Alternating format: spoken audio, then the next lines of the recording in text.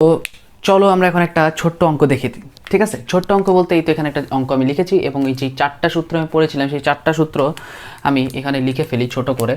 দেখো এই 4টা সূত্র আমি এখানে ছোট করে লিখছি। কি সূত্র পেয়েছিলাম? v = u + at। 2 নম্বর কি ছিল? s = u + v/2 * t। 3 নম্বর কি ছিল? s = ut + ½ at²। 4 নম্বর কি ছিল? 4 নম্বর ছিল v² = u² + 2as। এখন দেখবো এই 4টার মধ্যে এই অঙ্ক অনুযায়ী 4টার মধ্যে কোন সূত্র অ্যাপ্লাই করে আমি এই অঙ্কটা সলভ করতে পারবো, ঠিক আছে? তো চলো, অনেক সহজ। সবার আগে কিন্তু আমি বলেছিলাম ফিজিক্সের অঙ্কগুলো করার আগে আমার এইখানে, ঠিক আছে, খাতার ডান সাইডে আমি এখানে লিখবো যে দেওয়া আছে, ঠিক আছে, দেওয়া আছে। আচ্ছা ঠিক আছে, কী দেওয়া আছে আমরা একটু লিখে ফেলি।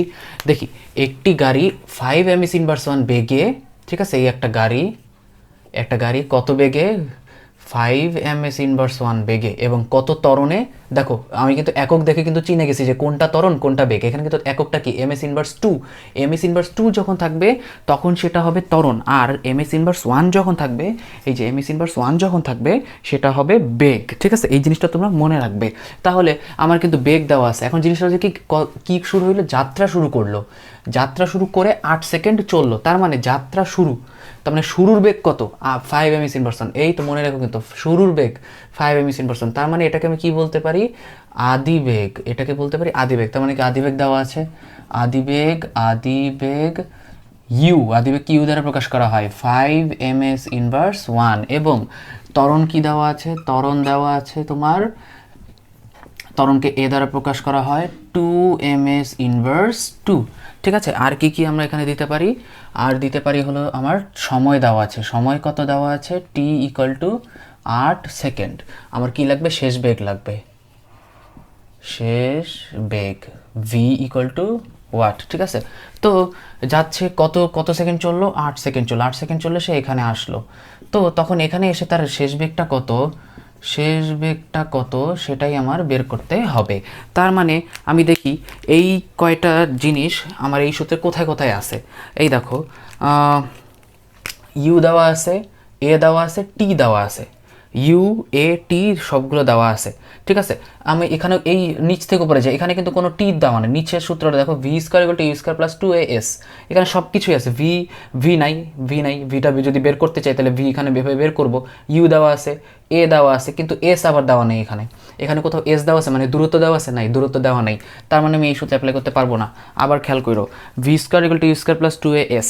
এখানে কিন্তু এস দেওয়া নেই, মানে কি দূরত্ব দেওয়া নেই। তো যেহেতু দেওয়া নেই তাহলে আমি এসটা কীভাবে বের করব? দরকার নেই, এই সূত্র বাদ। এবং সময় কিন্তু দেওয়া নেই, এখানেও সময় দেওয়া নেই। তারপর দেখো 3 নম্বর সূত্রে, আচ্ছা ঠিক আছে, সময় দেওয়া আছে 8 সেকেন্ড, মিললো। ইউ দেওয়া আছে 5 ms/1, মিলে গেল। এও দেওয়া আছে 2 ms/2, ঠিক আছে? সব এইখানে যা আছে সব মিলে গেল এইখানে। কিন্তু এস, তার মানে আমার তো এখানে এস চাই নেই, আমার চাইছে ভি। তো এখানে তো শেষ বেগের কোনো কিছুই নেই। তো আমি কীভাবে নির্ণয় করবো এখানে শেষ বেগ? তো এখানেও আমি শেষ বেগ নির্ণয় করতে পারবো না। তো এখানেও সব কিছু দেওয়া আছে কিন্তু এস তো আমার দেওয়া নেই। তো আমি এস আছে দেখে আমি বের করতে পারবো না। কিন্তু 1 নম্বর সূত্রে দেখো, VUAT, ইউ দেওয়া আছে, এ দেওয়া আছে, টি দেওয়া আছে এবং ভি আমি এই সূত্রে অ্যাপ্লাই করতে পারবো। কিভাবে? দেখো এই সূত্রটা লিখলাম। যা আমরা জানি v = u + at। তার মানে v = u এর মান বসাও 5 + a এর মান বসাও 2 × t এর মান বসাও 8। তাহলে 5 + 16, তার মানে কি হয়? 21 ms/1, ঠিক আছে? এখানে তুমি ডাইরেক্ট এককটা লিখে দিলেও কোনো সমস্যা নেই, তোমার মার্ক কাটবে না। এখানে প্রত্যেকটা লাইনে একক লিখতে হবে না, কোনো সমস্যা নেই, ঠিক আছে? তো আমি কিন্তু বুঝে ফেললাম যে কত আমার শেষ বেগটা আসলো। অতএব শেষ বেগ 21 ms/1, ঠিক আছে? তো এভাবে কিন্তু ছোটো ছোটো অঙ্কগুলো করে আমি এখানে সূত্রের মাধ্যমে বসিয়ে দিতে পারবো। তাহলে কিন্তু অনেক ইজিলি অঙ্কগুলো করা যেতে পারে। আর হ্যাঁ, তোমার কিন্তু অবশ্যই বুঝতে হবে যে কোন উপাদানগুলো দেওয়া আছে এবং কোন উপাদানগুলোর অনুযায়ী আমি কোন সূত্র বসাবো। তো এই 4টা সূত্র একদম মুখস্থ করে ফেলো, কারণ এই 4টা সূত্র যদি তুমি না পারো তাহলে কিন্তু অঙ্কগুলো তুমি করতে পারবে না, ঠিক আছে? তো এই সূত্র মনে না থাকলে তো এটা আরও গেছেই, আর যারা সূত্র মনে রাখে তারাও কিন্তু কোশ্চেন অ্যান্সার করতে পারে না। তো এটার একটা মেইন উপায় হলো প্র্যাকটিস। যত বেশি প্র্যাকটিস করতে পারবে তত বেশি তুমি কি করতে পারবে, তুমি এইগুলা অঙ্ক তুমি কিন্তু অনেক সহজে সলভ করতে পারবে। আরও অঙ্ক আছে, এটা জাস্ট সহজ একটা অঙ্ক ছিল। তো চলো আমরা নেক্সট অঙ্কে চলে যাই। তো এখন আমরা নেক্সট অঙ্কটা করব। নেক্সট অঙ্কটা কী দেওয়া আছে চলো দেখি। দেখো, একটি গাড়ি 5 ms ইনভার্স 1 বেগে যাত্রা শুরু করে 50 মিটার অতিক্রম করার পর এর বেগ 9 ms ইনভার্স 1 হয়, গাড়িটির ত্বরণ কত? একটু দেখো কত ms ইনভার্স 1 যাত্রা শুরু করেছিল। এই দেখো এখানে কিন্তু দেখা যাচ্ছে 5 ms ইনভার্স 1 বেগে যাত্রা শুরু করেছিল, তার মানে 5 ms ইনভার্স 1টা হলো আদি বেগ। তা শুরু করে কত মিটার যায়? 50 মিটার যায়, তার মানে এখানে কিন্তু দূরত্ব দিয়ে রাখছে। দূরত্বের একক দেখে কিন্তু আমি চিনে গেলাম যেখানে দূরত্ব আছে। অতিক্রম করার পর এর বেগ এত হয়, তার মানে কি শেষে এর বেগ কত হয়ে যায়? 9 ms ইনভার্স 1 হয়ে যায়। গাড়িটির ত্বরণ কত? তার মানে আমি এখানে লিখে রাখি, দেওয়া আছে এস, দূরত্বকে এস দ্বারা প্রকাশ করবো আর ত্বরণকে এ দ্বারা প্রকাশ করবো। তো ইউ কত দেওয়া আছে? 5 ms ইনভার্স 1, ভি কত দেওয়া আছে? 9 ms ইনভার্স 1, এস কত দেওয়া আছে? 50 মিটার।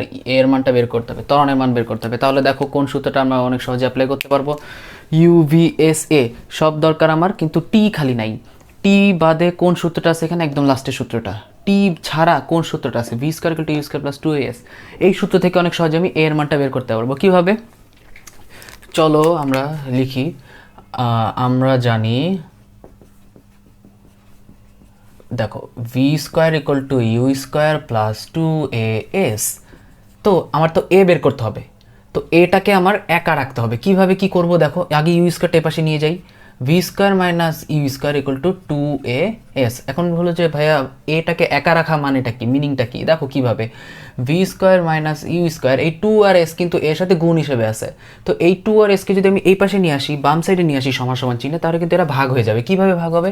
এই 2s ইকুয়াল টু এ, ঠিক আছে? সমান সমান চিহ্নে যে পাশে তুমি যা নিয়ে যাও তার উল্টা জিনিসটা হবে, এটা তুমি মনে রাখবে। তাহলে a equal to v square minus u square by 2s। একটু সাজিয়ে লিখলাম, তার মানে এ ইকুয়াল টু ভি এর মান বসিয়ে দাও। ভি এর মান 9 ই স্কোয়ার মাইনাস ইউ এর মান কত? 5 ইউ স্কোয়ার, আর 2 এর মান কত? 2, আর 2 এর মান তো না, 2 তো মানি, ঠিক আছে। এস এর মান হলো 50, ঠিক আছে। তো 9 নং 81 মাইনাস 25 ডিভাইডেড বাই 100, তার মানে এর মানটা কত চলে আসতেছে আমাদের? এটার অ্যান্সার আমাদের চলে আসে 0.56।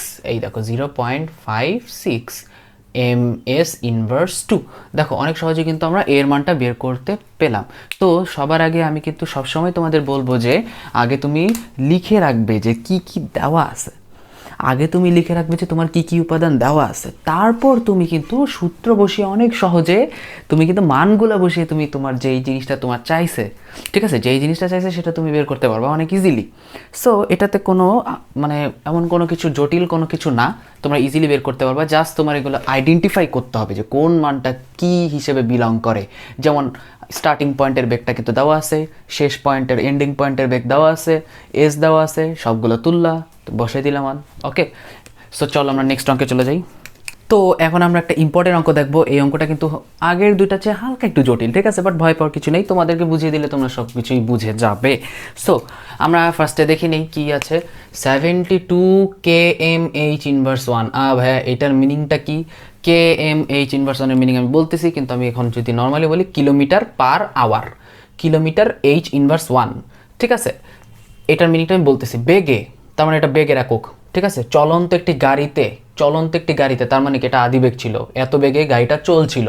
এই দেখো এত বেগে গাড়িটা চলছিল, এই তো এই একটা গাড়ি যার বেগ ছিল 72 কিলোমিটার পার আওয়ার, ঠিক আছে। 72 তো যাচ্ছিল 6 সেকেন্ড গেছে। 6 সেকেন্ড যাওয়ার পর এর ত্বরণ কত হয়েছে? গাড়িটা এখানে আছে, এর ত্বরণ হয়েছে 1.5 ms ইনভার্স 2, 1.5 ms ইনভার্স 2, ঠিক আছে। ত্বরণ প্রয়োগ করা হয় 6 সেকেন্ড যাবত, এর ত্বরণ প্রয়োগ করা হয়। তো এখান থেকে এই পর্যন্ত তার গাড়িটির একটা ত্বরণ ছিল। ত্বরণ কি মানে বলতে গেলে কি বোঝাচ্ছে এখানে? ত্বরণটা ছিল বলতে কি বুঝাইছে? যে বেগ বৃদ্ধির হার ছিল এখানে, মানে বেগটা প্রতি সেকেন্ডে বাড়ছিল এবং একটা ত্বরণ উৎপন্ন হয়েছিল, ঠিক আছে। তো এখন বলছে গাড়িটির শেষ বেগ কত? ভি চাইছে এখানে। তো টি দেওয়া আছে, এ দেওয়া আছে, ইউ দেওয়া আছে, সবই দেওয়া আছে, বাট ইউটাকে আমাকে একটু ভাঙতে হবে, ঠিক আছে। দেওয়া আছে, লেখো দেওয়া আছে আদিবেগ u equal to 72 kilometre per hour. তো এটাকে আমি বড় করে এখানেই করাচ্ছি, তো আমি এখানে ছোটো করে করে দেবো, তোমরা জাস্ট এটা বুঝে নাও। 72 কিলোমিটার পার আওয়ার। আচ্ছা ঠিক আছে, এম এস ইনভার্স 1, এটার বদলে কী লিখতে পারি, M into 1/s by M by S, এভাবে কিন্তু লেখা যায়, তাই না? এটা কিন্তু কিছুক্ষণ আগে পড়েছিলাম। তো সো এটাকে আমি দেখো এভাবে লিখবো, 72 into kilometre by hour. Hour মানে ঘন্টা, কিলোমিটার মানে কি, মিটারকে কিলোমিটারে নেওয়া হয়েছে আর সেকেন্ডকে আওয়ারে নেওয়া হয়েছে, মানে ঘন্টায় নেওয়া হয়েছে। কিন্তু আমরা কিন্তু কিলোমিটার আর আওয়ার দিয়ে করবো না, আমরা মিটার পার সেকেন্ডে করবো। কারণ আমরা তো দেখছি যে বেগের একক সবসময় মিটার পার সেকেন্ডে করা হয়েছে, ঠিক আছে? মিটার পার সেকেন্ডে আমরা সব ধরনের অঙ্ক করছি, তো এই আমরা মিটার পার সেকেন্ডেই করবো। সো এই কিলোমিটার আর আওয়ারকে মিটার পার সেকেন্ডে কনভার্ট করবো কিভাবে, দেখো জিনিসটা 72 কিলোমিটার আর নিচে হলো আওয়ার, তার মানে 72 কিলোমিটারকে মিটারে নিলে কি হবে, 72 ইন্টু 1000, আর আওয়ারকে সেকেন্ডে নিলে কি হবে, 3600 দিয়ে ভাগ। এটা সবসময় মনে রাখবা, উপরে 1000 দিয়ে গুণ আর নিচে হলো 3600 দিয়ে ভাগ। কারণ কি, ঘন্টাকে সেকেন্ডে নিচ্ছি, ঠিক আছে, আর মিটারকে কিলোমিটারকে মিটারে নিচ্ছি, তার মানে কি 1000 দ্বারা গুণ দিয়ে দিব। সবসময় মনে রাখবা, অনেকে করে কি 3600 দিয়ে গুণ দেয়, 1000 দ্বারা ভাগ দেয়, এটা কিন্তু হবে না। উপরে 1000 দ্বারা গুণ দিবা আর নিচে 3600 দ্বারা ভাগ দিবা। কীভাবে বুঝবা, কিলোমিটার উপরে নিচে আওয়ার মানে ঘন্টা। ওকে, সো এখান থেকে তোমার যেই জিনিসটা মানটা চলে আসে, সেই মানটা হলো তোমার 20 ms ইনভার্স 1। দেখছো ইউ এর মান আমি কিন্তু পেয়ে গেলাম। তো এইটাই আমি এখানে ছোট করে লিখে দিচ্ছি, 72 into 1000 divided by 3600, 20 ms inverse 1। ত্বরণ কত দেওয়া আছে, a equal to 1.5 ms inverse 2। আর হলো টাইম কত দেওয়া আছে, t, আমি নর্মাল টাইম এভাবেই লিখলাম, t দেওয়া আছে 6 সেকেন্ড, তার মানে শেষ বেগ, v ইকুয়াল টু ওয়াট, ঠিক আছে? আর আমার দূরত্বও চেয়েছে, s ইকুয়াল টু ওয়াট, তাই না? তো চলো আমরা করে ফেলি, এটা মুছে দিলাম, আশা করি তোমরা বুঝতে পারছো জিনিসটা। হ্যাঁ, আমি এটাও মুছে দিচ্ছি। সো সবার আগে আমার কি শেষ বেগ বের করতে হবে। শেষ বেগ বের করার সূত্রটা আমি জানি, ইউ দেওয়া আছে, এ দেওয়া আছে, টি দেওয়া আছে, এখান থেকে আমি শেষ বেগ অনেক ইজিলি বের করতে পারবো। কিভাবে, জানি v equal to u plus a t, ঠিক আছে? ইউ বসাও 20 প্লাস এ বসাও 1.5 ইন্টু 6, তার মানে তোমার বেগের মানটা চলে আসে কত, 29 ms ইনভার্স 1, 29 ms ইনভার্স 1। বেগের মান পেয়ে গিয়েছি। বেগের মান কত আসছে, 29 ms ইনভার্স 1। এখন আমি এস এর মানটা বের করবো, কারণ কি, এটা হলো ক নম্বরের উত্তর, এটা এখন খ নম্বর উত্তরটা বের করবো, গাড়িটি কত দূরত্ব অতিক্রম করে। তো গাড়িটা বেগ, শেষ বেগও পেয়ে গেছি, আদি বেগও পেয়ে গিয়েছি। এখন আমি গাড়িটির দূরত্ব নির্ণয় করব কিভাবে, আমার দেখো ইউ দেওয়া আছে, এ দেওয়া আছে, টি দেওয়া আছে, ভি দেওয়া আছে, ঠিক আছে? তো কোনটা ইউজ করলে কিভাবে কি করা যায়। সো আমরা ভিটা তো নর্মালি পেলাম, কিন্তু ভিটার আগেও কিন্তু যতটুকু দূরত্ব গেছে সেটাই আমরা বের করবো। তো ভিটা ইউজ না করে আমরা টি ইউজ করার মাধ্যমে যেটা বের করা যায় আর কি, আমরা 3 নম্বর সূত্রটা বের করবো। কারণ 6 সেকেন্ড পর্যন্ত গেছে, 6 সেকেন্ড পর্যন্ত গেছে। তো শেষ বেগ তো তার 29 ms ইনভার্সন হয়েছে, কিন্তু এই 29 ms ইনভার্সনটা কিন্তু পরে এই সেম বেগই ছিল কিনা সেটাও একটা সন্দেহ, তাই না? এই কারণে কিন্তু আমরা কি করব, যে আমরা স্পেসিফিক মান মানে কি টাইম দিয়ে করব। 6 সেকেন্ড পর্যন্ত গেছে, তার মানে 6 সেকেন্ডে যতটুকু দূরত্ব অতিক্রম করছে, একদম স্পেসিফিক্যালি একদম 6 সেকেন্ডে যতটুকু দূরত্ব অতিক্রম করছে সেটাই আমার বের করতে হবে, এখানে চাইছে। সো আমরা এই বেগটা না ইউজ করে আমরা টি ইউজ করব, তাই টি ইউজ করার মাধ্যমে আমরা 3 নম্বর সূত্রটা ব্যবহার করব। দেখো কিভাবে ইউজ হবে। 3 নম্বর সূত্রটা বসাই, s equal to UT plus half A T square.